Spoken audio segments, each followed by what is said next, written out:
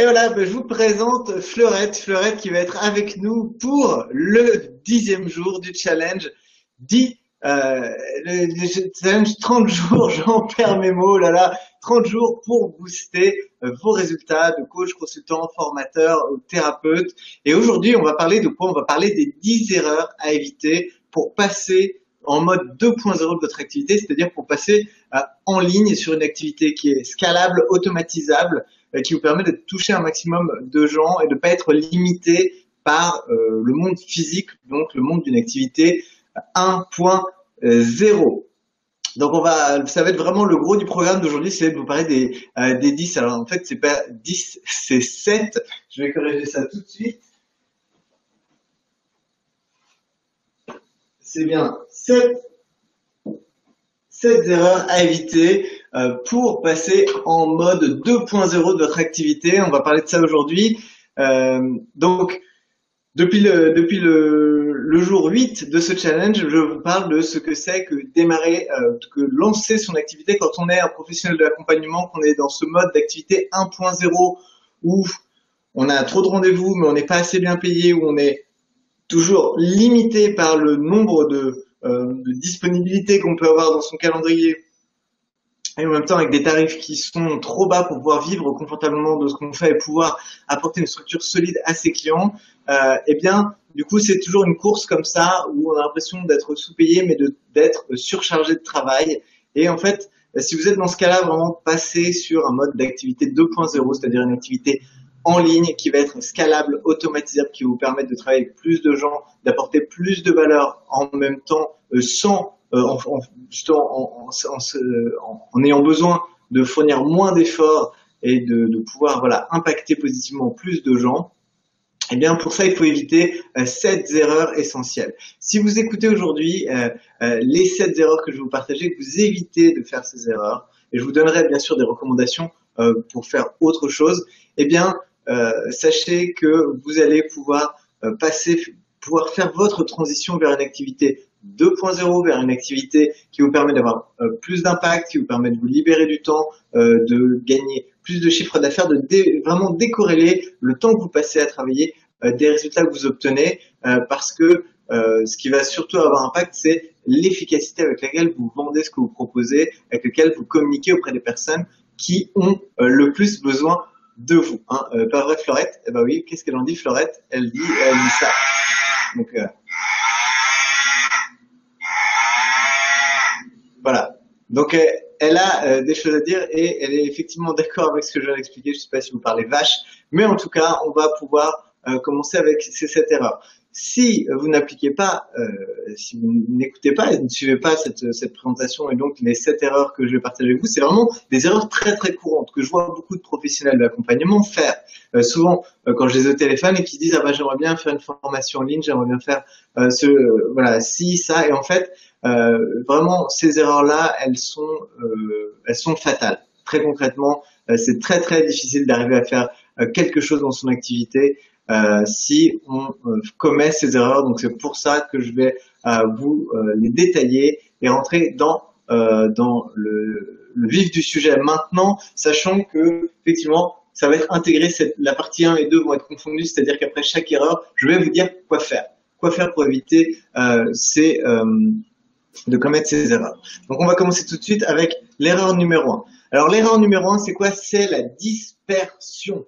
La dispersion. Alors, cette dispersion, elle se manifeste de plusieurs façons, mais sachez que si vous êtes sur Internet, eh bien, vraiment d'avoir une ligne de focalisation, d'avoir une méthode, d'avoir un chemin à suivre, clair, étape par étape, de savoir où vous allez et de ne pas en dévier, c'est très très important et c'est d'autant plus important que c'est difficile. Aujourd'hui, si vous vous intéressez, si vous êtes inscrit à des newsletters ou que vous avez suivi certains lancements en ligne ou par webinaire, il est possible que vous receviez beaucoup d'informations. La dernière stratégie, si vous n'avez pas le recul, si vous n'avez pas une vision d'ensemble, vous allez avoir l'impression que chaque nouveau mail que vous recevez est une nouvelle opportunité d'obtenir des résultats incroyables dans votre activité, alors que ce n'est pas le cas. Donc vraiment attention à la dispersion. Et quand je parle de dispersion, elle se fait à 2 niveaux. Donc aussi bien le premier point, c'est de savoir vraiment quel est le chemin, quel est le chemin le plus court à suivre. Et j'en ai parlé hier, notamment avec les 4 étapes et notamment les webinaires, parce que je pense que c'est un excellent outil pour aller rapidement d'une activité dans laquelle on investit à une activité qui est rentable. Donc vraiment, cette première heure, la dispersion, et quand je parle aussi de dispersion, c'est aussi en termes de public. Et ça, je vois beaucoup de coachs, consultants, formateurs qui font l'erreur d'être généralistes, de dire voilà, je coach, j'accompagne tout le monde sur toutes les problématiques, entreprises, particuliers, indépendants, vraiment, je fais tout sur tout. Et ça, c'est encore une fois une forme de dispersion. Et sur Internet, c'est d'autant plus fatal que si les gens viennent sur votre site ou vous découvrent et ne sentent pas que vous êtes la personne la plus adaptée pour l'aider, eh ben, il suffit en 2 clics ou d'une recherche Google pour aller voir vos concurrents, pour aller voir ailleurs. Donc vraiment, c'est d'autant plus important de focaliser vos efforts sur le bon marché, sur le bon public et proposer les bonnes offres. Donc ça, c'était la première erreur. On va passer à l'erreur numéro 2. L'erreur numéro 2, c'est de ne pas se former. C'est de ne pas se former. Et ça, beaucoup de professionnels de l'accompagnement se disent « Oh, mais c'est bon, je vais aller me faire un site internet, ça y est, j'ai mon site internet, maintenant je vais mettre mes formations. » Et en fait, très concrètement, la façon dont vous allez le faire intuitivement, si vous ne vous formez pas, ça va être une catastrophe. Vous allez y dépenser du temps, de l'énergie, vous allez réinventer la roue alors que il existe des méthodes, des stratégies, des outils qui sont faits pour obtenir des résultats, pour que vous pouvez suivre. Moi, je me spécialise vraiment dans le travail avec les professionnels de l'accompagnement, les coachs, les consultants, les formateurs qui ont un impact positif à apporter. Et concrètement, c'est très très différent. Moi, j'ai eu des fois des gens qui me disent oui, mais moi j'avais fait du marketing, j'étais responsable marketing dans telle grosse boîte, et ça c'était dans leur vie d'avant. Et il faut bien se rendre compte que c'est complètement différent. Quand vous êtes un indépendant avec les ressources, avec le temps, l'énergie que vous avez, et même si vous pouvez déléguer un certain nombre de choses, très concrètement, il faut que vous sachiez ce que vous faites pour ça. Soit il faut vous former, soit vous faire accompagner, mais en tout cas, vraiment ne pas essayer d'y aller tout seul comme ça, solo, un peu à la cow-boy, parce que très concrètement, je vous le dis, et c'est pas pour c'est pas du tout pour vous faire peur ou quoi, mais il y a très très très peu de chances pour que vous arriviez vous-même dans un temps suffisamment court par rapport aux ressources dont vous disposez pour rendre votre activité viable. Il y a très très peu de chances pour que vous y arriviez en réinventant complètement la roue et en disant non, moi tout ce qui existe, je veux pas savoir, hop, je réinvente, je réinvente tout. Très concrètement, les gens à chaque fois qui me montrent ce qu'ils ont fait en me disant voilà, c'est ma formation en ligne, qu'est-ce que vous en pensez? Malheureusement, il leur manque beaucoup d'éléments parce que ça ne s'invente pas. Tout ça, ça ne s'invente pas. Donc très concrètement, formez-vous, faites-vous accompagner, ça c'est vraiment essentiel. Alors un autre piège, troisième erreur, c'est se former sans cesse. Alors j'en vois aussi des professionnels de l'accompagnement, et que ce soit sur leur activité hors ligne ou le démarrage d'une activité en ligne, c'est gens qui vont se former, qui vont faire des formations, investir de l'argent, mais qui n'appliquent rien. Et comme ces personnes elles n'appliquent rien, qu'est-ce qui se passe? Elles n'ont pas de résultat. Donc au bout d'un moment, elles sont là, oh là là, j'ai investi, j'ai pas de résultat, elles sont pas contentes. Et en fait, les seules responsables sont elles-mêmes. Très concrètement, il faut pour je sais pas, 1 heure que vous passez à une formation, passez 5-10 heures à appliquer, à mettre en œuvre. Si vous suivez juste la formation en disant bon voilà, ok, ça j'ai fait la formation maintenant, elle est où mon activité? S'il suffisait d'acheter une formation pour obtenir des résultats, et puis d'acheter une formation sur les relations de presse, une formation sur vendre ses services, une formation sur un chat, et puis on achète ça, et puis ça y est, pouf, ça nous rentre tout dans le cerveau. Non. Il faut intégrer, et pour intégrer, il faut appliquer, il faut se lancer sur le terrain. Et je vois trop de gens qui passent des années, mais vraiment là, encore récemment, j'ai discuté avec quelqu'un qui ça fait quasiment 6 ans qu'il attend pour se lancer. Là, finalement, il va peut-être y venir.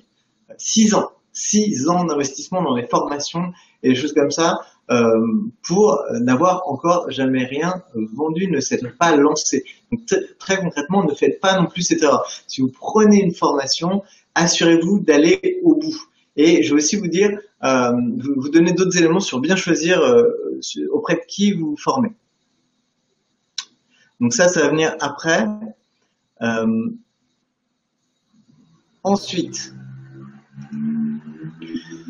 alors un piège aussi, c'est comme je vous ai dit, se lancer dans une activité en ligne. Ça s'adresse principalement aux professionnels de l'accompagnement qui ont déjà un carnet d'adresses rempli, qui ont déjà un carnet de rendez-vous. Quand j'ai pas de carnet d'adresse, un carnet de rendez-vous. Des gens qui n'ont plus de place dans leur agenda pour mettre d'autres choses.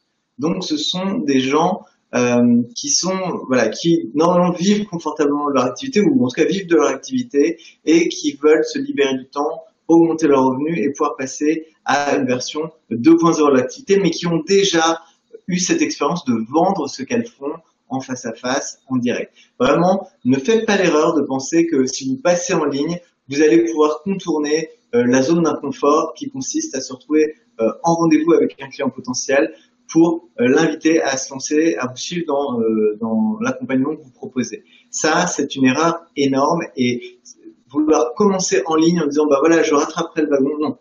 Au contraire, faites la preuve que ce que vous proposez intéresse vos clients potentiels. Donnez-vous cette preuve-là. Apprenez à vendre votre accompagnement. Ça vous aidera vraiment dans un premier temps pour valider l'intérêt de ce que vous proposez, mais aussi pour vous arriver à comprendre qu'est-ce qui mène une personne à prendre une décision et à se lancer et à investir. Parce que si vous n'avez pas cette compréhension-là, si vous n'avez pas cette perspective-là, eh bien, je vous le dis, vous allez passer beaucoup de temps à essayer de deviner, à passer par le chemin en ligne qui est le chemin vraiment le plus long.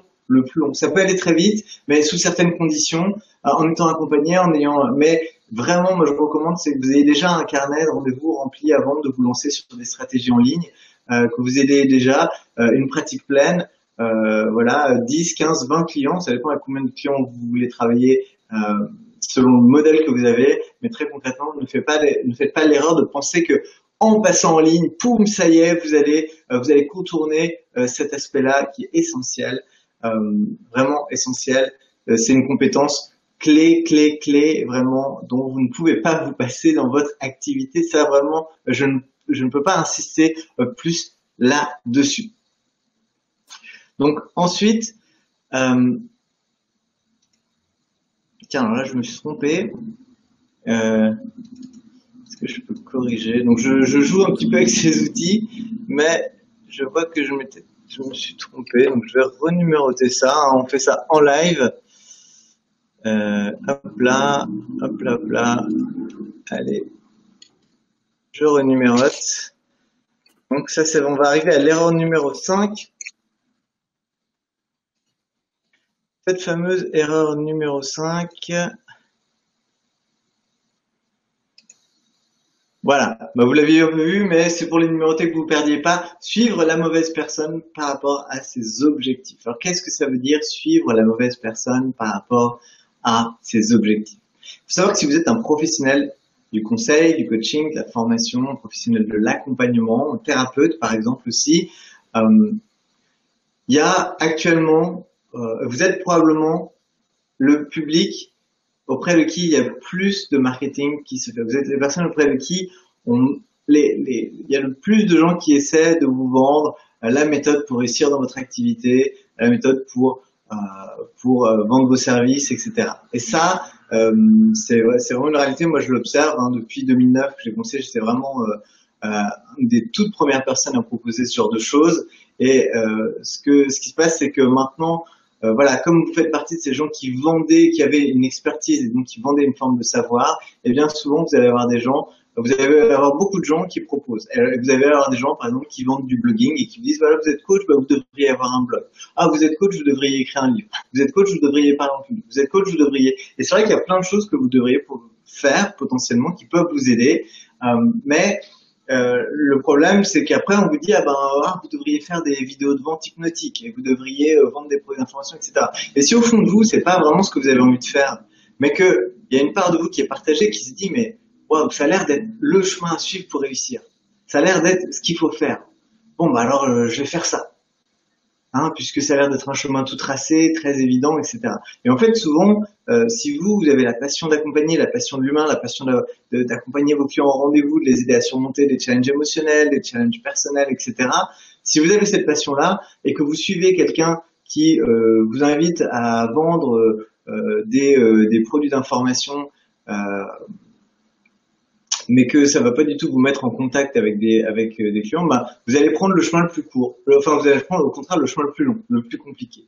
Et vous allez suivre quelqu'un qui vous emmène dans une direction qui a bien marché pour lui, qui ne marchera probablement. Il y a peu de chances pour que ça marche aussi bien pour vous, mais en tout cas, cette personne, elle va vous emmener vers ce que elle a créé et ce qui lui convient. Mais si vous la suivez pour les mauvaises raisons, c'est-à-dire la mauvaise raison, c'est de vous dire ah bah voilà, j'ai pas beaucoup de clients, je sais pas quoi faire, tiens, cette personne elle a l'air sûre de ce qu'elle fait et ça a l'air de marcher, donc je vais le faire. Et bien en fait, si vous oubliez ce qui est important pour vous, pourquoi vous faites vous avez voulu démarrer votre activité et l'impact positif que vous voulez apporter, peut-être que le business model de cette personne ne sera pas le bon pour vous. Et si vous la suivez, eh ben vous allez vous investir du temps, de l'énergie et de l'argent dans le fait de suivre une personne qui ne propose pas ce qui vous mènerait à l'activité dont vous rêvez, que vous avez envie de voir se réaliser. Donc, vraiment, faites vraiment le nécessaire. Faites vraiment le nécessaire. Donc, pour suivre, regardez ce que font les gens que vous avez envie de suivre, qui ont déjà accompli ce que vous voulez faire, ou qui savent vraiment aider à vous accompagner dans ce que vous avez vraiment envie de créer. Donc ensuite, j'ai définitivement un petit bug avec le logiciel. Donc là, c'était l'erreur numéro 5. L'erreur numéro 6,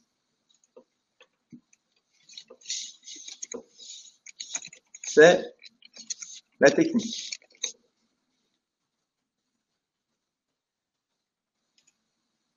Donc la technique, c'est souvent un obstacle pour beaucoup de professionnels d'accompagnement qui se disent ah là mais la technique, comment je vais faire? Alors très concrètement, là, autant il y a quelques années, peut-être 10 ans ou 15 ans, c'était compliqué. Enfin, ça se simplifie de plus en plus chaque année.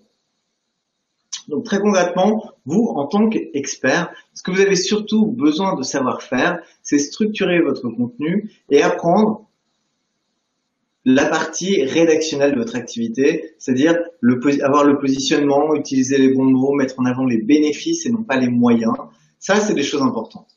C'est des choses qui touchent au message de votre activité, le message que vous voulez porter à vos clients potentiels. C'est les produits que vous voulez utiliser. Donc ça, c'est ce qu'on appelle le copywriting. C'est aussi bien la création de contenu que l'écriture commerciale qui va capter l'attention de vos clients potentiels. La technique, c'est un faux problème. Actuellement, il y a des plateformes qui sont très bien, très simples, qui vous permettent de créer vos pages de capture, de créer vos pages de vente, de créer une salle de webinaire de manière très très simple. Il y a des services aussi qui vous permettent de vous simplifier la tâche, où ils prennent tout en charge. Vous avez juste à leur expliquer et ils vont le créer pour vous. Donc tout ça, ne vous prenez pas la tête avec la technique. Ou en tout cas, apprenez simplement le minimum que vous avez besoin de savoir, et c'est surtout au niveau de la création de contenu et du marketing. Et ensuite, il y a actuellement des outils qui existent et qui sont très très simples d'utilisation et que je vous recommande d'utiliser. Donc, j'ai d'ailleurs fait une fiche outil qui vous explique quels sont les outils. Je l'ai mise hier dans l'épisode d'hier en téléchargement dans les commentaires. Je vais la rajouter là juste après ce live. Donc, restez à l'écoute pour pouvoir accéder à cette liste d'outils, mais très concrètement, la technique ne doit pas être un problème, ça n'est plus un problème au jour d'aujourd'hui. On arrive ensuite à l'erreur numéro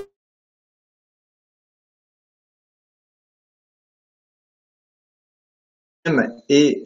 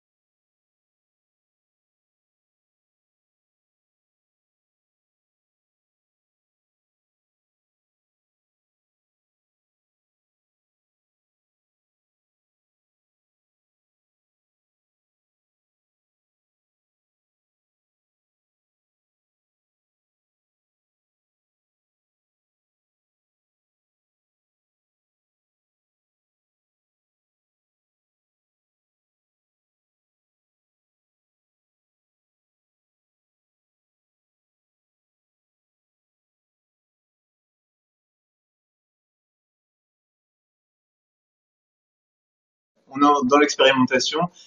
Voilà, je crois que c'est revenu. Donc, cette erreur, c'est choisir mauvais outils. J'ai un client qui a voulu faire son webinaire et donc moi je lui ai expliqué voilà les bons outils, justement ma formation business de coach 2.0 dans laquelle je l'ai accompagné pour mettre en place sa première formation en ligne, son offre de formation en ligne et le plus cher cet outil, il a tel avantage, tel désavantage et en fait vraiment moi ce que le gros piège, c'est de prendre les mauvais outils, notamment souvent des outils gratuits, des outils le moins coûteux possible. Alors, je vous dis pas qu'il faut faire des dépenses. Ça se résume pas à dire tiens, je vais prendre le plus cher et ça des complexités où ça va m'éviter de me prendre la tête. Bien souvent, c'est pas forcément un peu comme les gens. Et moi, je vois beaucoup souvent des gens qui font l'erreur de dire bah tiens, je vais acheter un ordinateur, je vais le payer cher et comme ça, j'aurai pas de problème. En fait, c'est faux. On peut avoir un très très bon ordinateur et du jour au lendemain, grille et pouf, c'est fini. Il y a un composant essentiel qui grille et bon voilà, heureusement on a des garanties pour ça, mais quand ça grille juste après la période de garantie, je vous assure que le fait que vous ayez payé votre ordinateur 10 000 euros, ça n'aura rien changé à l'affaire. Donc très concrètement, c'est choisir et éviter de choisir les mauvais outils. Et pour ça, justement, si vous souhaitez lancer votre activité en ligne, eh bien, je vous ai fait une checklist des outils que je recommande en ligne. Voilà, il y en a des plus coûteux, il y en a des moins coûteux. Ça dépend vraiment surtout de votre profil, de quels sont les outils que vous devriez utiliser. Mais en tout cas, voilà, dans les commentaires, eh bien, je vous mets le lien vers cette fameuse. Je vais voir d'ailleurs si je peux pas la retrouver maintenant pour copier le lien, comme ça, ce sera fait.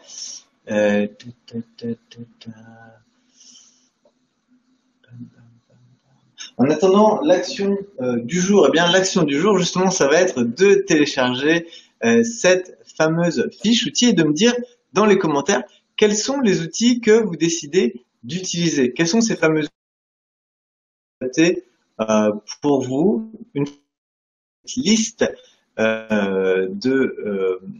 d'éléments, cette liste un petit peu de temps à arriver, mais je vais pouvoir vous copier le lien d'ici peu de temps.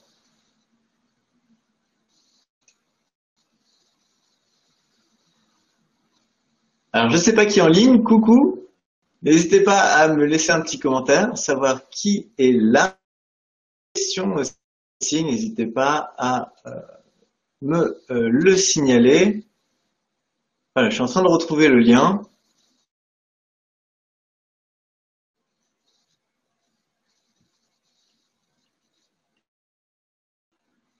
Alors, ça met un petit peu de temps.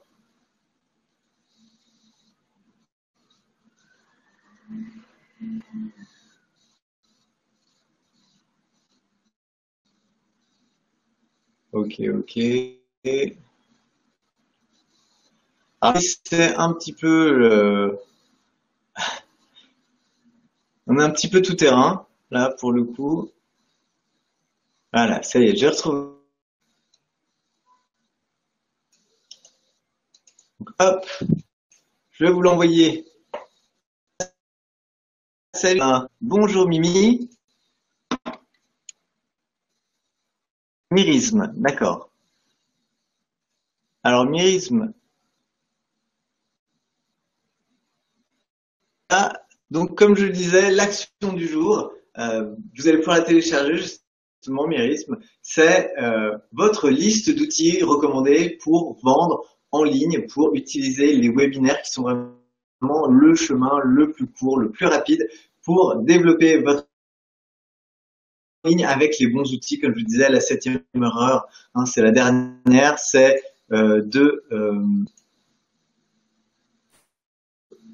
est-ce qu'elle s'affiche? Voilà, c'est de choisir les mauvais outils. Donc moi, c'est Myriam, d'accord. Alors là, c'est plus clair. Myriam, Myris me disait, bah, c'est bien, c'est original, c'est sympa comme prénom. Mais Myriam, c'est très bien aussi.